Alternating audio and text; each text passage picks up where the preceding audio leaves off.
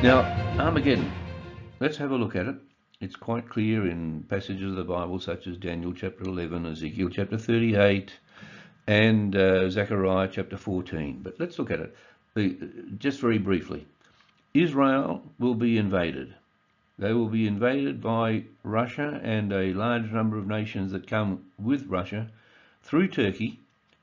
They will come down into Israel by land and also will send ships by sea. They will actually bypass Israel to a degree coming down the coast, because the first objective is to take control of Egypt. Now, in time gone by, the great conquerors of the world have always known that if they wanted to rule the world and solve any question of the Middle East, they needed to control Egypt. And you can think back to Alexander the Great, you can think back to Napoleon, you can think of Germany in the First World War, Hitler in World War II, all wanted control over Egypt. So Daniel chapter 11 says that the king of the north, the king of this great confederacy of nations that are going to precipitate the Battle of Armageddon, will first of all come down into Egypt. And as they come down, we read that Edom and Moab and Ammon, now these are the same countries we were just reading of a moment ago that Israel will have a significant influence over in the last days. The area of Jordan will escape this initial invasion unscathed. And the reason for that is that when the Battle of Armageddon takes place, those who flee from the battle, who God will protect, will actually cross over into the area of Jordan and will be protected in that area while the onslaught is taking place within the land of Israel around Jerusalem. Now, the next stage is that when the great power of the north, particularly led by Russia, is based in Egypt, they'll now hear news from around Jerusalem, tidings in Israel, and that they will trouble Russia, and they will now move forward against Jerusalem to bring about that great Battle of Armageddon. And then many of the Jews will flee, as we said, to the protection of Jordan. Isaiah chapter 16 actually backs that up. Let mine outcast dwell with thee, Moab. Be thou a covert to them from the face of the spoiler, that is, the great armies from the north, the spoilers who come to take a spoil, as Ezekiel chapter 38 says. They will be protected across the area of the River Jordan and the Dead Sea in the region of Jordan, modern Moab, Edom, and Ammon, as mentioned there. Now, Ezekiel chapter 38, as we said, tells us about the great group of nations from the north mainly, as we see there in the red, and some nations from Africa too, in red. All these are opposed to Israel in the last Battle of Armageddon. Ezekiel 38 verse 8, just to give us an idea of context here. After many days thou shalt be visited, that is, Israel will be visited in the areas and the nations that they've been scattered. God will visit them. In the latter years thou shalt come into the land that is brought back from the sword, and is gathered out of many people, this is the nation of Israel, against the mountains of Israel, which have been always waste, or for a long, long time, waste. But it is brought forth out of the nations, and they shall dwell safely, all of them. The word safely is actually just as well translated, confidently. So Israel will not be at the mercy of the nations around them in the area of the Middle East. In other words, not certainly at the mercy of the Palestinians or the Lebanese or the Jordanians or other nations nearby. They will dwell confidently and safely. And as we saw from the previous prophecy we looked at, the Palestinians, the Philistines, will be dealt with, and Israel will feel quite safe dwelling in their land before this great invasion of Ezekiel 38 happens. And as we know, the nations from all there in the red, from the Russian influence and other countries around, including Persia, which is, of course, today Iran, these countries will come against Israel. They'll first go into the land of Egypt, and then they'll reverse back up and come to the land of Israel, to Jerusalem, for that great final conflict. Ezekiel 38 verse 13 mentions some Arab countries. Now let's have a look at this. These Arab countries, in the green in particular, Sheba and Dedan, down you can see there to the east of Israel, southeast, the Arabian Peninsula countries, and that includes other countries nearby to Saudi Arabia, such as Qatar, the United Arab Emirates, and others. These will be favourably disposed towards Israel, but not wanting to get involved in the Battle of Armageddon. And Israel will more or less be left to its own devices until Jesus actually stands on the mountains of Israel and fights for his people. Now, the others with them are called the countries of Tarshish. You can see on the green there that represents Great Britain. And you'll see there in verse 13 of Ezekiel 38 the young lions of Tarshish, and that is other countries associated with Britain in the Commonwealth, and that would include countries like Australia, New Zealand, Canada, India. These people will speak out against the invasion, but all they'll be able to say is, "Art thou come to take a spoil, Russia and your company? Hast thou gathered thy company to take a prey, to carry away silver and gold, to take away cattle and goods, to take a great spoil?" So does Russia see not only strategic interest in being involved in controlling the Middle East, but also great wealth to come from there. And that's certainly the case. They're going to try and take over many of the resources of the world, and particularly oil and other things that they could control, including the Suez Canal, trade routes and so on, to take control really of the world. Is that what you're trying to do? And that's all they can do is voice it. Perhaps at the United Nations they might say, well, what's going on here? And we know how ruthless Russia can be and will be, and other countries with them at that time. Well, we're looking more at this question of how this Palestinian situation is going to be resolved, and we're going to suggest to you that we'll look shortly at Joel chapter 3, that the Palestine and Lebanon questions, their futures, will be solved by an agreement between Saudi Arabia and perhaps other countries that are close to Saudi Arabia at the same time, and Israel. An agreement. Well, we know that an agreement's recently been in the wind in terms of a peace deal between Saudi Arabia and Israel. We'll talk about more on that in just a moment. The verse we're going to be looking at, and we'll look at it in detail as we said shortly, but first of all, just get the gist of what Joel chapter 3 and verse 4 in particular is saying. And we're looking at Joel 3 verses 4 to 8 as having great relevance to the present situation in Palestine and Lebanon and their association with Israel and the potential for great conflict, which has already got started and could get a whole lot worse. God's saying to these places, "What have you to do with me, O Tyre and Zidon?" And of course, that's the area of Lebanon in ancient times, Lebanon today, and all the coasts of Palestine. Now, that's the only time that you'll find in your King James Bible the name Palestine. So this is obviously relevant to everything that's happening today. The very fact that it's translated Palestine draws their attention to what's going on over there alongside Israel right now. And the answer is given in verse 8, and we'll explore what the meaning of this really is in a moment. "I will sell your sons and your daughters into the hand of the children of Judah, and they shall sell them to the Sabaeans." Now, the Sabaeans in ancient times were the people of Saudi Arabia today. Now, what's been happening with this potential peace deal that has come to the fore just fairly recently, and we'll show a video shortly with just a couple of clips about Israel and Saudi Arabia's views about a potential peace deal over the last few weeks, just before this terrible cruelty that was wreaked by the terrorists in southern Israel. The Palestinians actually saw what was going on here and saw that they were being left out of negotiations between Israel and its peaceful neighbours. As we know, the Abraham Accords of recent years have really left the Palestinian question out of the picture.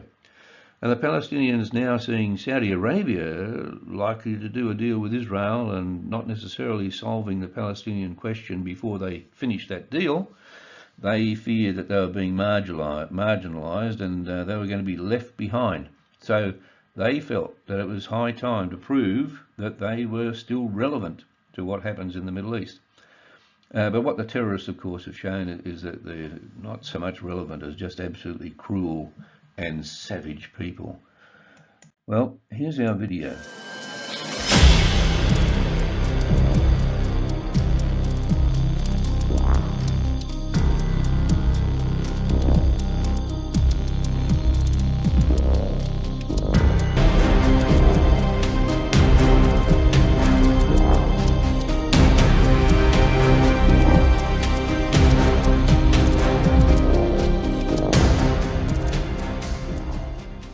no question. The Abraham Accords heralded the dawn of a new age of peace. But I believe that we are at the cusp of an even more dramatic breakthrough, an historic peace between Israel and Saudi Arabia. But I also believe that we must not give the Palestinians a veto over new peace treaties with Arab states. What would it take for you to agree to normalize relations with Israel? For us, the Palestinian issue is very important. We need to solve that part, and we have a good negotiations continue till now. We're gonna see where it will go. We hope that it will reach a place that it will ease the life of the Palestinians and get Israel back as a player in Middle East. So you think, if you were to characterize it, are you close? Every day we get closer. Yes, clearly the Palestinians had good reason to be concerned that they were being left out of negotiations here, and as Prime Minister Netanyahu said, we don't want the Palestinians having a veto over anything that we can arrange between us and the Kingdom of Saudi Arabia. We want a peace agreement that will benefit everybody. And Mohammed bin Salman, the Crown Prince of Saudi Arabia, now affectionately known as MBS, ruthless man as he is, but also very bright and smart, he knows that it's best to leave the Palestinians out of any future agreement as well. So when did these two rulers first meet? Have there been things going on secretly in the background? Well, yes, in fact, that's true. There was an amazing situation that arose that brought about the first meeting between these two leaders. And we're talking now a few years ago. It was quite a clandestine meeting, and things were discussed there, which ultimately have led to more open discussions as time's gone on. Around the time of Donald Trump's presidency, and throughout the 4 years, he didn't start any new wars with anybody, but President Donald Trump wasn't averse to approving assassinations of particularly people from Iran and terrorists. And his own forces in 2019 raided the compound of the head of ISIS, Abu Bakr al-Baghdadi, and as they were coming and closing in on him, he activated his own suicide bomb, and that was the end of him. There was another assassination where the United States were involved during that period of time, 3rd of January 2020, and the top general from Iran who promoted terrorism, Qasem Soleimani, he was actually killed by the United States in a surgical drone strike on the 3rd of January of that year. Now, soon after that, in 2020, later in that year, Iran's top nuclear scientist was taken out in an assassination. And this assassination was actually brought about by Israel. Israel, through the Mossad network of spies, arranged this tremendously complicated but well executed assassination using a machine gun and artificial intelligence that was developed by Israel to take out this chief nuclear scientist, weapons scientist of Iran. And prior to that taking place, just a few days before, these four met in Saudi Arabia in a secret meeting. They secretly met in a place called Neom in Saudi Arabia. And there at that meeting was the Crown Prince bin Salman and Mike Pompeo, who was representing Donald Trump, and Mr. Trump knew all about the plan too. The head of the Mossad, Yossi Cohen from Israel, and Prime Minister Netanyahu, and they met secretly at this place in Saudi Arabia called Neom on the 22nd of December, 5 days before this nuclear scientist was assassinated. And they met down there where Crown Prince bin Salman is beginning to develop this futuristic mega city in Neom. It's positioned there in the Gulf of Aqaba, right near the entrance there. and it's very close to Egypt, and right there in the Gulf of Aqaba, between Egypt, Saudi Arabia, Jordan, and Israel. And it's seen as it's going to be developed over the next close on 10 years as being a great link between those countries, potentially. What happened was that Israel didn't have anybody actually on the ground for the assassination in Iran. They checked where this scientist drove his car to work in most mornings, and they set up on the back of a pickup truck in the area there this remotely controlled high-powered weapon, which they set up robotically, and using artificial intelligence worked out all the necessary arrangements for that assassination to take place, shooting bullets into the car, using facial recognition software to ensure that he was the driver. His wife was sitting alongside just 10 inches away, and she wasn't hit by any of the bullets. The satellite control, operated from 1,000 miles away, worked out all sorts of calculations using the artificial intelligence to work out the speed of the vehicle, the likely recoil of the machine gun after each shot, making minor adjustments to ensure that the shots all went in the same direction, and all sorts of artificial intelligence was employed there. And then, of course, after the assassination took place, they remotely exploded the vehicle and the weapon. The bomb went off within the vehicle, and all the evidence disappeared. So nobody could quite work out what had taken place until long after the event. Well, with Mohammed bin Salman being informed, whether in full detail, of what was going to happen 5 days later after their meeting, or whether or not he was told or just told to watch what we're going to do in Iran, I'm quite sure after seeing that happen, and Iran being one of the great enemies of Saudi Arabia, and this great scientist being taken out of the picture, I think he thinks to himself, well, I want one of those. Israel's got those.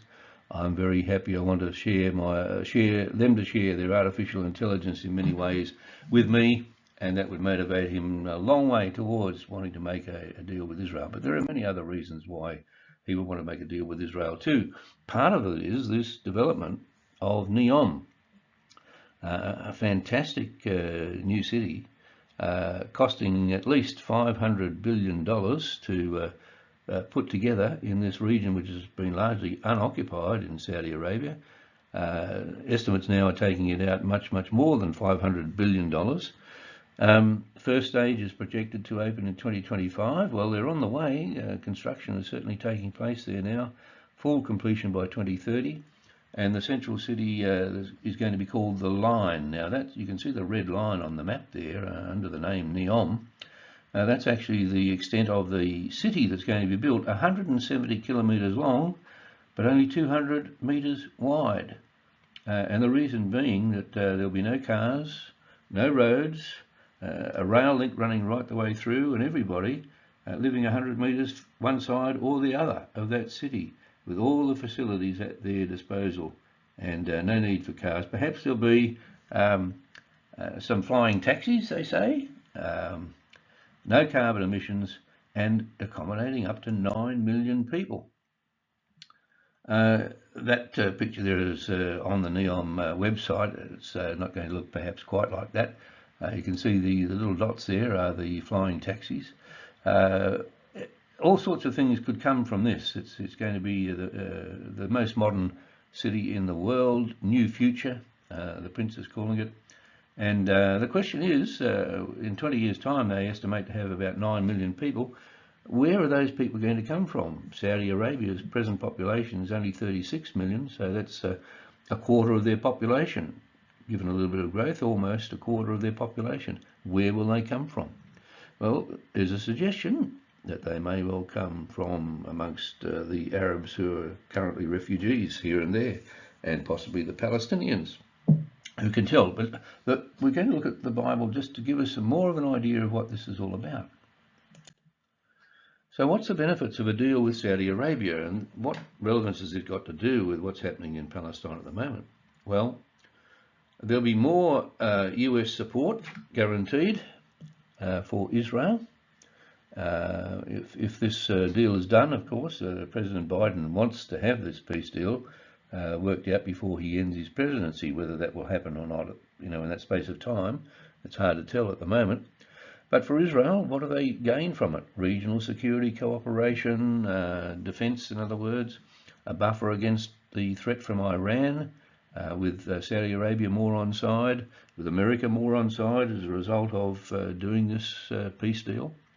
Military intelligence can be shared between more countries, the Arab countries sharing their intelligence with Israel.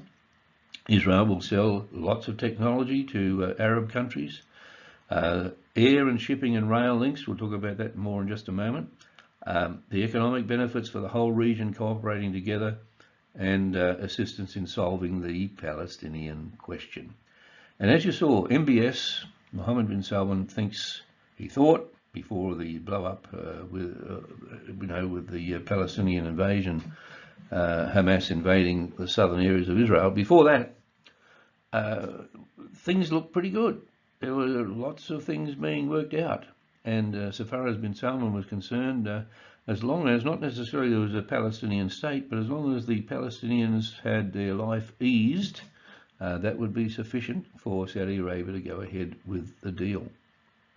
For them, they would have a closer cooperation with the United States for security, weapons agreements. They want to have buy more weapons from America, and have America support them militarily.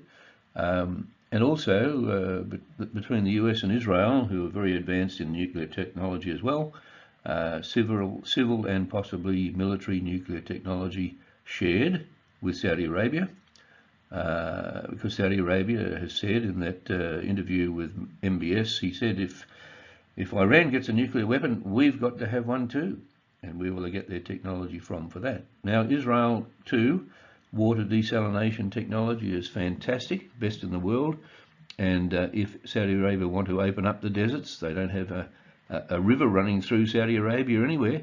They need fresh water, and they need desalination for their developments along the coast, and that would include NEOM. Israel's artificial intelligence advancements, AI. Israel is one of the leading countries in the world in their development of AI, and you saw that in regard to that weapon used to carry out that assassination. The Arabian Peninsula's ports and rail project, well, that's a big one that Netanyahu has spoken about at the United Nations, and actually competitive to China's Belt and Rail initiative. This new initiative coming through the area of Arabia and up through Israel, which I'll show on the map in just a second, is a big deal. It's a big advantage for all the transport of goods from India and Asia through the region. Economic benefits for the region, development of the NEOM City of the Future, as it's called. Now, at the United Nations recently, Netanyahu showed a map which enraged the Palestinians because it didn't show a Palestinian state separately. But he showed a map, and you can see on the map there the countries which have been cooperating together, and with Saudi Arabia cooperating in a deal too. That opens up the potential for a huge transport corridor running from the Indian Ocean right up through the Arabian Peninsula, out through and through Jordan, and out through Haifa or a port nearby there, and on through the Mediterranean and off to Europe to transport goods manufactured in the east and bring them right across to the west. So it's planned to bring goods from India and beyond through the seaports and high-speed rail links in Saudi Arabia and Israel and on to European markets. So the plan bypasses the shipping choke points at the entry to the Persian Gulf, which of course Iran could block off and has done actually in the past, so that shipping can't pass through the Strait of Hormuz into the Persian Gulf and out from there as well. The Red Sea is capable of being blocked off at its narrow entry. You can see it on the map there, and also the Suez Canal.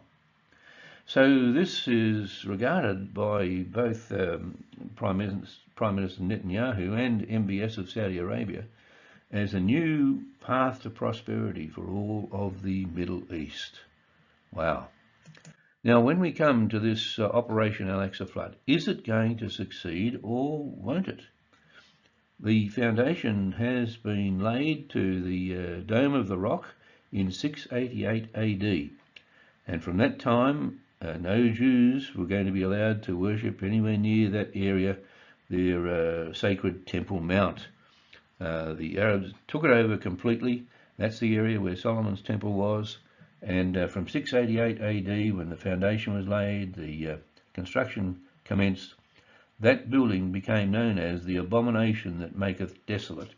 It was set up as per the prophet Daniel chapter 12. So that was the commencement of a very, very significant time period where the abomination that maketh desolate, described in Daniel, is set up for a period of time. Now, it's set up for 3 periods of time, actually, in Daniel chapter 12. Verse 7, verse 11, and verse 12, all commencing in 688 AD, when the abomination that maketh desolate was established. Now, I do have other videos on this channel which you can look at, which talk about the time periods of the prophecy of Daniel. Just going to reinforce that from this perspective, that the Dome of the Rock is the center of the current conflict. When it's named Operation Al-Aqsa Flood, it brings the Dome of the Rock right into play. Now, the Bible's got 3 periods in Daniel chapter 12, those 3 verses mentioned there. 1260 days or years, times and the dividing of time times and a half, equates to 1,260 years on the day for a year principle. From 688 to 1948, the first time period was to finish when the scattering of the people was finished, and that happened in 1948. Israel could no longer be scattered. That's the key word from verse 7 of Daniel 12. From verse 11, we have a period of time where, from the establishment of the abomination that maketh desolate, when sacrifices could no longer be offered by Jewish people on that mount, 1290 years. And after 1290 years, 1978 arrived, and that was the time, the year of the Camp David Accords, when the Egyptian president, during the discussions around the Camp David Accords and the peace arrangement between Egypt and Israel, made a clear statement in writing that the holy sites in the city of Jerusalem should be freely accessible for all peoples to go and worship. Now, that, of course, included the area of the Temple Mount and the area where the Dome of the Rock now sits. So that would incorporate the concept that has never really been fully brought to pass, that the Jewish people could go up to that area to worship. Now, they've been unable to do so right up until now, but in the last few years, more and more Jews have been going up and praying, in fact, on the Temple Mount. And in the last year, 50,000 Jews went up to the Temple Mount. And of course, the Arab peoples there, and particularly led by Hamas now, are saying that shouldn't be happening. The Jewish people shouldn't be allowed to go up to the area of Al-Aqsa, that is, the Temple Mount, round the area of the Dome of the Rock there. They shouldn't be allowed to do so. So this area is in play. Jewish people want the freedom to go up to worship on their most holy site, and the Arabs want to stop them because it's their third most holy site. Well, 1978 was a turning point, because it was the first time that a Muslim leader said all peoples, meaning including not only Christians but Jews as well as Muslims, should be able to go up there. And that was the beginning of the end of the Dome of the Rock. Now it's in play. 1335 years. Verse 12 of Daniel 12 tells us, blessed is he who waits. 1335 years. Another 45 years from 1978. Blessed is he who waits until that day. And the very next phrase is, Daniel, everyone will understand these things, and you will stand in your lot. You will be resurrected to see that wonderful time. Is it 2023, the exact date that Daniel will be raised from the dead? We don't know that exactly yet, but We do know that this is a highly significant year in Bible prophecy. Blessed is he who waits to see that day.